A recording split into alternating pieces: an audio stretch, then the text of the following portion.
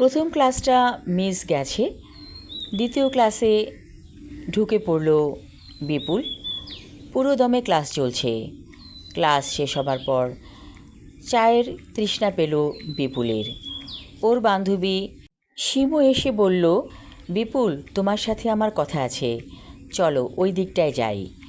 শিমু ওর অনেক ভালো বান্ধবী, খুবই কাছের। এমনিতে বিপুল খুব একটা মিশুক না, তেমন কোনো বন্ধু বান্ধব নেই, শুধুমাত্র শিমুর সাথে একটু ভালো রকমের সখ্যতা আছে। শিমু ওকে নিয়ে গেল দূরে একটা চায়ের দোকানের কাছে। বলল, পরের যে ক্লাসটা আজ আর করব না, চলো আমরা দূরে কোথাও যাই। বিপুল বলল, কোথায় যাবে? মাঝে মাঝে শিমু বিপুলকে নিয়ে ঢাকা শহর ঘুরে বেড়ায়। বিরাট বড়লোকের মেয়ে শিমু। ব্যাগে সব সময় পর্যাপ্ত টাকার বাইরেও প্রচুর টাকা থাকে। বিপুলেরও ইচ্ছে করছে দূরে কোথাও যেতে। শিমু বলল, চলো আজ নদী দেখব। বুড়িগঙ্গা নদীতে অনেক নৌকা আছে, সেই নৌকায় ভাসবো দুজনে। বিপুল বলল, আমি কিন্তু সাঁতার জানি না, ডুবে গেলে সর্বনাশ। শিমু বলল, ডুবে যাব কেন, নৌকার মাঝে শক্ত করে হাল ধরবে। কথা অনুযায়ী দুজনে কিছুক্ষণ পর চলে এলো সদরঘাটে। হঠাৎ করে শিমুর পেছন দিক থেকে কে যেন শিমুকে ডেকে উঠল। পেছন ফিরতেই দেখা গেল একটি মেয়ে। মেয়ে ঠিক না, মহিলাই বলা চলে। সে বলল, কিরে শিমু, কোথায় যাচ্ছিস?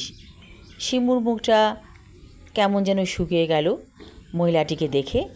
বলল, খালা, তুমি এখানে কেন?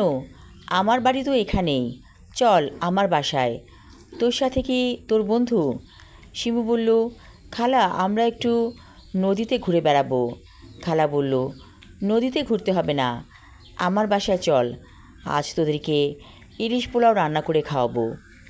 বিপুলের ভালো লাগছিল না, মনে হচ্ছিল মহিলাটি ভেজাল শুরু করেছে।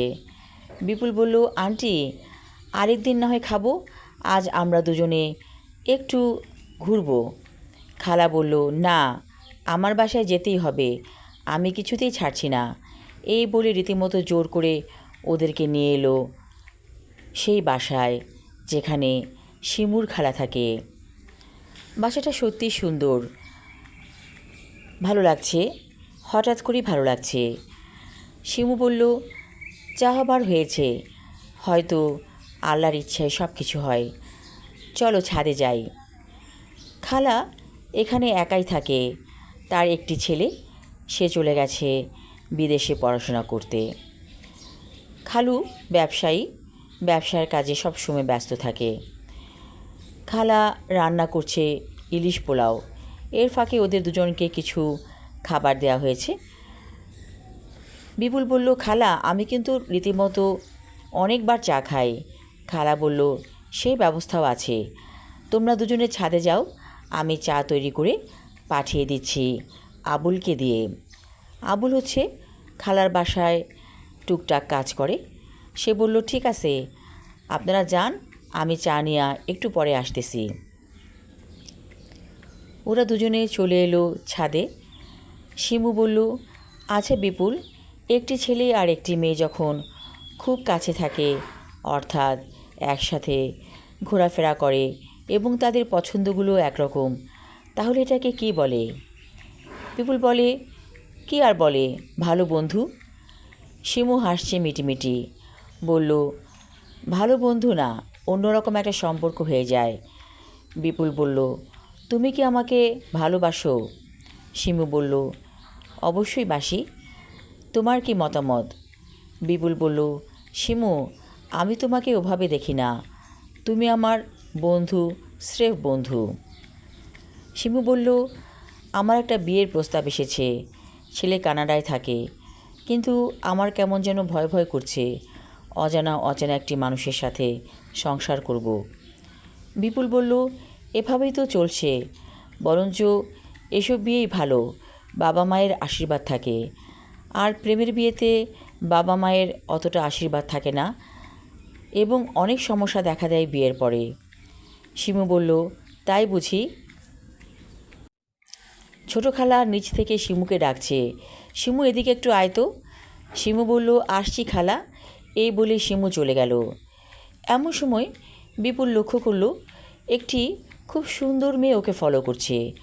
আরে এই মেয়েটিকে, লাল থ্রি পিস পরা মেয়েটি ওর দিকে তাকিয়ে আছে। চোখগুলোকে মনে হচ্ছে যেন অন্যরকম। বিপুল বলল, আমাকে কি পরি ধরেছে নাকি? কোত্থেকে লাল থ্রি পিস পরা মেয়ে চলে আসে? সেই থ্রি পিস পরা মেয়েটি খুব কাছে এসে বলল, শিমুকে তুমি ভালোবেসো না, ওর সাথে তোমার বিয়ে লেখা নেই, বিয়ে লেখা আছে আমার সাথে। তবে এই কথা এখন কাউকে বলো না, সময় হলে তোমাকে আমি সব কথা জানাবো। চলে গেল লাল থ্রি পিস পরা মেয়েটি। মেয়েটির গায়ে সুগন্ধ। বিপুলের মাথা ঝিমঝিম করছে। শিমু আসছে না কেন? অনেকক্ষণ তো হয়ে গেল, খুব চা খেতে ইচ্ছে করছে। এমন সময় বিপুল দেখল আবুল আসছে চায়ের ট্রে হাতে করে, সাথে শিমু এসেছে। আমি আমার লেখা ছোট গল্প রোদ মাখা কন্যা পর্ব 2 পড়লাম। পরবর্তী অংশ থাকবে আগামী পর্বে। ধন্যবাদ।